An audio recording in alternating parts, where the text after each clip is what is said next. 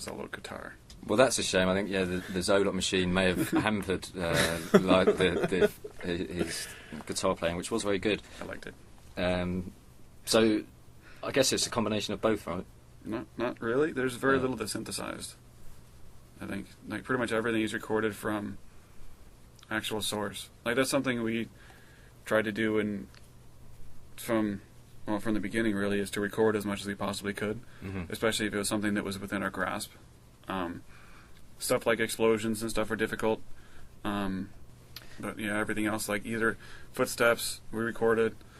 I remember for like the body falls when Lara's body lands. Those are mostly from Mike Peasley throwing himself around, like around Crystal. How about the like pickup sound? So when you pick up some ammo or medipap or something, do you build those on a synth or something, or are they from a library? Or no, those are different parts of gun sounds and stuff that are kind of mixed together. Oh wow! For like the ammo pickups and stuff. Health sounds, I think, are. Or like when you in Guardian of Light, when you walk over, you've got full health or ammo, and it makes the sound, which is a cool sound. A lot of times to create a unique sound like that sound synthesized, you usually use a lot of filters and effects, and the result is that you end up with waves that which resemble synthesized sound, right? Because you've processed it so much, and so typically with most, I think, certainly with anything that I would have done, it would all have been actual sounds. There's so much in a real sound that's part of the timbre that sounds unique.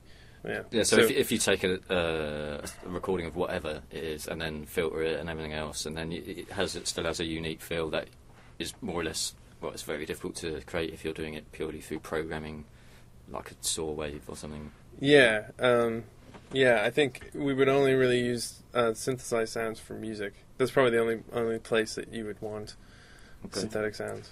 Good answer. Sam's dad from TombRaiderFourms.com asks, Guardian of Light seems much more fast-paced than the traditional Tomb Raiders. In the traditional TR, sound was very important in establishing the sense of isolation and suspense, i.e. the metallic clanging in the system level of TR1. Was the faster pace a challenge in creating the same feel of suspense?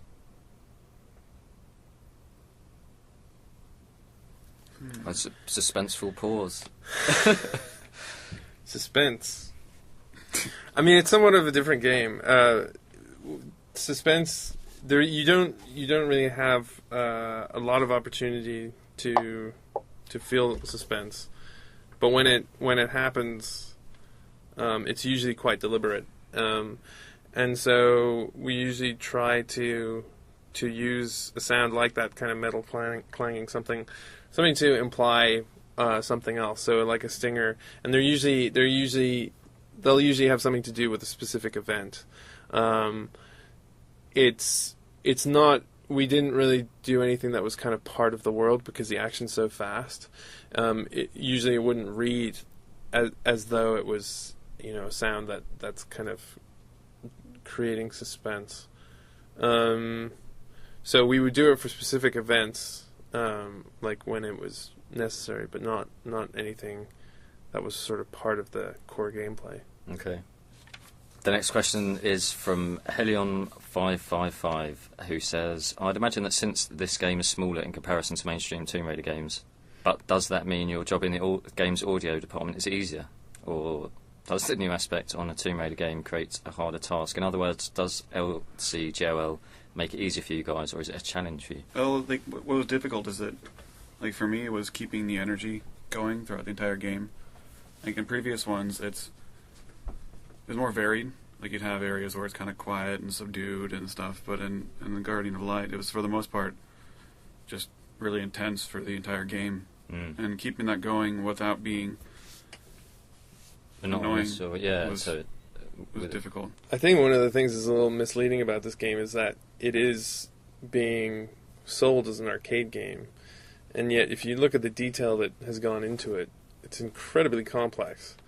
And there's certain objects in the world that will just bounce around and react with everything. There's exploding jeeps, and exploding pillars, and a lot of physics objects, and so that's a lot of work to implement, and it's kind of an anomaly. I don't know any other game that has yet. I mean, I guess that's where we're headed.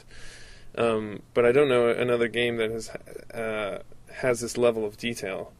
So it from what I can see, I wouldn't imagine it'd be any less work. I'd imagine. I mean, I haven't worked on a previous Tomb Raider game, but I imagine it's probably more work in less time. Mm-hmm.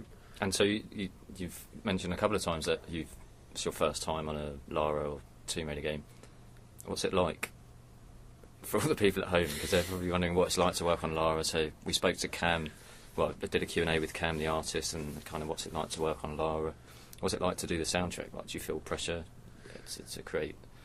I don't feel a lot of pressure. I think that has a lot to do with the my coworkers. I think Karl is. When I started working here, I had to figure out a lot of the systems and tools, and Karl was very, very easy to work with. Also, our producer, the lovely Forrest, was very, very easy to work with. She made things very, very easy for me. I think going to E3 really hit it home for me, just what this meant, and I think that I'm kind of glad I did the majority of my work before that.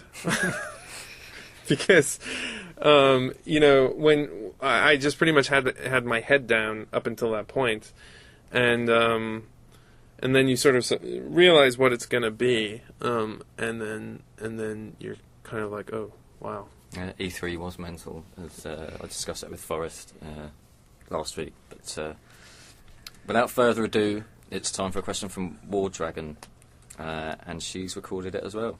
So far away.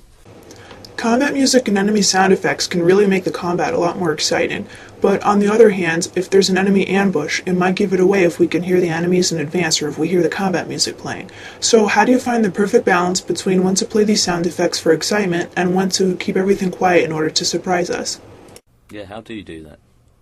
Very carefully. Like, the enemies will usually be either triggered off camera, and you might hear, like, the enemies when they spawn, like, they'll make a noise. With the music, we'll frequently trigger it when they spawn, especially if it's on camera. If they spawn off camera, it's kind of tricky. It's ideal if we can wait until they're within range of the player. Yeah. I think a lot of these kind of decisions are built into the design. So in some sense, you react to how the designer has built the level. There'll be times when you're supposed to be surprised by an enemy, and so then you react that way. But in a lot of ways, I think that's why it's really important to be talking to designers before they actually start implementing things. Because if you can talk to a designer and tell them, there'll be some designers who really appreciate sound, and some who just don't know enough about it. And the power of it, and so, just kind of educating them a little bit as to how they can use sound can benefit and help in those situations and help inform the way they design the level. Okay,